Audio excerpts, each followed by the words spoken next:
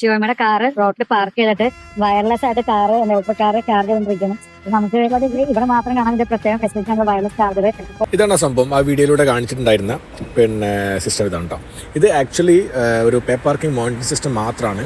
അല്ലാണ്ട് ഇത് wireless ചാർജറോ ഷോമിയുടെ wireless ചാർജറോ electric കാറിൻ്റെ വയർലെസ് ചാർജറോ ഒന്നുമല്ല.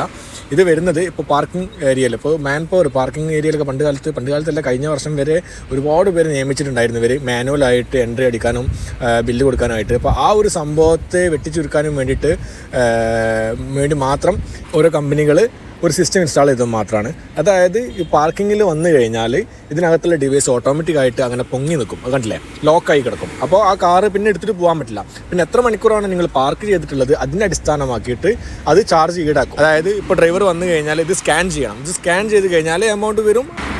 അതിൽ കാണിക്കുന്ന ഒരു നിശ്ചിത എമൗണ്ട് ഉണ്ടാവും. ആ എമൗണ്ട് നമ്മൾ ഓൺലൈൻ ത്രൂ പേയ്മെൻറ്റ് ചെയ്ത് കഴിഞ്ഞാൽ അത് അൺലോക്ക് ആവും.